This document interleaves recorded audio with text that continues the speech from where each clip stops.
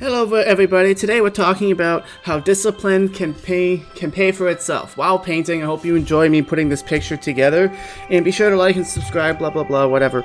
And so right now I'm thinking a lot about discipline and really the why of discipline. Like, why do we go through the trouble of making ourselves better, of developing new habits and really just getting our lives together? Like, are we not good enough the way we are? And that's something that I've been thinking so much about lately, is what does it mean to be enough? You know, you hear a lot of stuff in the self-help space, just say, I am enough. But then on the other hand, it seems logically contradictory, because if I say I am enough, well then why do I need to work hard to achieve great things? Why do I need to organize myself and get my money right? Why do I need to go to the gym to lose weight? If I am enough, why not just sit at home and watch Netflix all day? Is it that this idea of being enough is a lie, and that I'm not enough, and that's why I have to work so hard to do all of these things, to clean my room, to eat healthy, to practice my art, to work hard and save money, get my finances in order? Like, what is the relationship of discipline and being enough? Like, why is it there seems to be this contradiction between people saying, I am enough the way I am? Well, if you are enough the way you are, why are you working so hard to become something different? Like, why are you disciplining yourself to be a better athlete, or saving money? Like, it seems logically contradictory.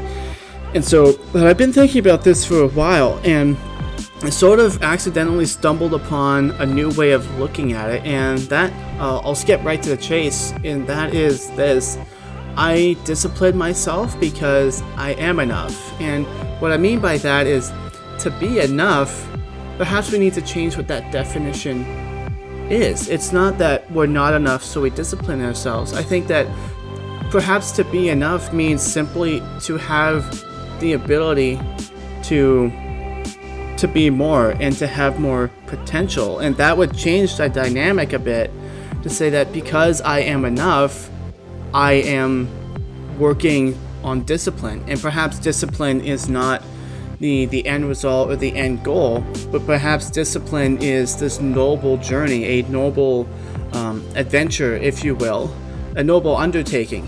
And I am enough for that journey. I am enough for the noble adventure of acquiring discipline. You are enough to work hard and become more disciplined. And so that really changes the dynamic for me. I just thought of that last night and wanted to share it with you guys. I think that's super, super powerful, because one of the things I've noticed is that if you do things out of self-hate, you tend to not do them for very long, and that defeats the purpose of discipline. Discipline is supposed to give you the ability to do hard things consistently until you become a master at it. And then, you are the envy of everyone who wishes they could do those things. So take, for example, going to the gym. I first started going to the gym because I hated my body. And I hated my body because I felt that I wasn't attractive enough to attract the women that I wanted to attract. And so I really started my journey at the gym out of self-hatred, out of not liking myself. But as I, grew and started thinking over the years, I read a lot of different books and pieced a lot of information together, I've sort of come up with a new philosophy that I find so empowering. And that is, I go to the gym because I love myself. It's because I love myself that I appreciate and love the body that I've been given. And I want to do right by what I've been given and take care of it. Let's be honest, we don't neglect things that we love, right? Like, if you truly loved your body, you wouldn't neglect it. You wouldn't stuff it full of beer and cigarettes and fast food all the time. No, you'd go out of your way to eat some vegetables and make sure that, it has the fuel that it needs to last a long time, so that you can live a full, fruitful life doing all the great adventurous things that you want to do. Our bodies are really the means that our consciousness can actually connect with this world. And if we neglect them, well then that's going to dampen our ability to fully experience this life. And so I think it's an act of self-love to to go to the gym and eat right. I think we do those things because we love ourselves, not because we hate ourselves. And love creates progress, whereas hate creates chaos and entropy. So if you're going to the gym because you hate your body, eventually you're going to become demotivated and you're not going to be able to stay consistent at it. And that's what happened to me. I went to the gym for the wrong reasons, and I ended up not being consistent and not getting the results I wanted. It was only when I started going to the gym because I loved myself, because I love me, therefore I do these things to benefit me, that I was actually able to acquire the emotional framework to allow me to be consistent.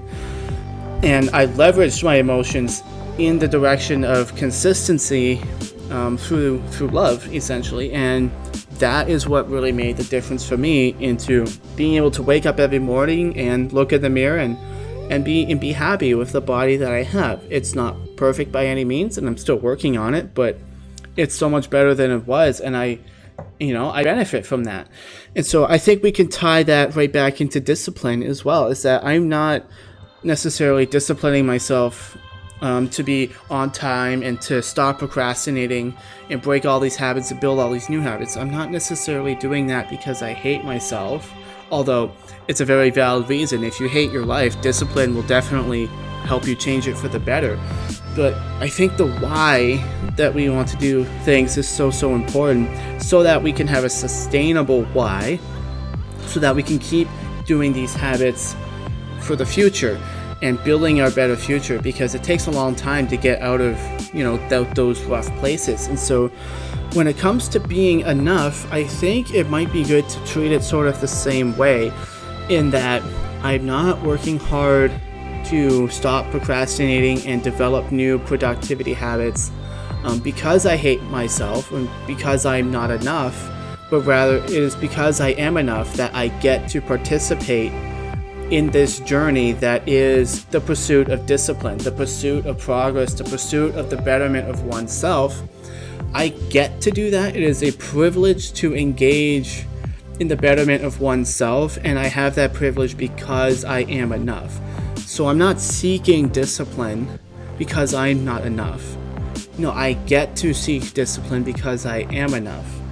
Does that make sense? I hope it does. It's almost like we are privileged to be able to embark on this noble journey that is the bettering of oneself. That is, going to the gym, waking up on time, making your bed, cleaning your room, ending your procrastination habits, gaining productivity habits. I think that, it depends on how your philosophy of consciousness works, I suppose, but you could, from a certain point of view, say that it is a privilege to be able to engage in the noble act, the noble adventure of disciplining oneself and making oneself better, and you get to do that because you are enough. And so I guess the question for me would be, why discipline ourselves at all? And I think that really just comes down to a matter of science and the natural world. All things left to themselves decay and entropy, and decay and entropy generally leads to a lack of beauty, a lack of happiness, a lack of joy, and a lack of fulfillment. And so I think it's just an intrinsic existential connection between happiness, fulfillment, and joy that, happiness is a derivative of progress. So I feel like it's just an existential connection that we can't really do anything about, is that if you want to have a good life, if you want to be better, and to be happy and to ensure that you can have happiness in the future, you gotta be disciplined and you gotta put in the work, because if you don't, things decay, things break down, and that's no fun. If you don't take care of your body, it breaks down, it gets diseases, and of course there's no guarantee. There's no guarantee that going to the gym and eating right will stop you from getting hit by a drunk driver tomorrow. That's not the point. The point of discipline is not to guarantee that you'll live a perfect life. The point of discipline is to increase the likelihood, increase the odds in your favor that you will be able to appropriately deal with whatever crappy things life throws your way, so that you can better manage them and maintain your joy and serenity and fulfillment through those trying times. That's the point of discipline, as far as I can see it. it's not to just guarantee that you'll be happy. Is to increase the likelihood that you'll be able to pull through whatever challenges come your way.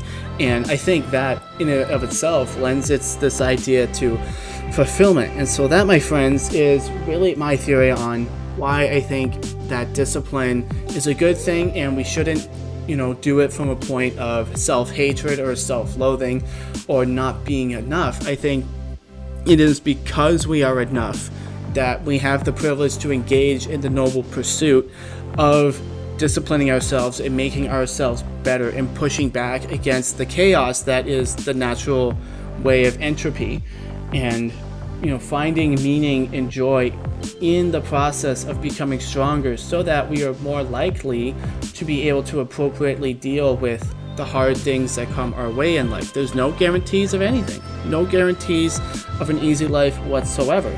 That's not the point. The point of discipline is not to guarantee an easy life.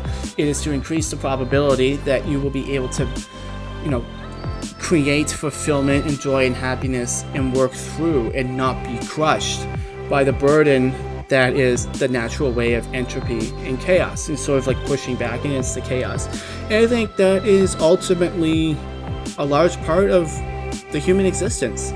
And I will leave you guys with that. Thank you so much for watching. You can check out this other video right here at the top right of the screen. I hope to see you there.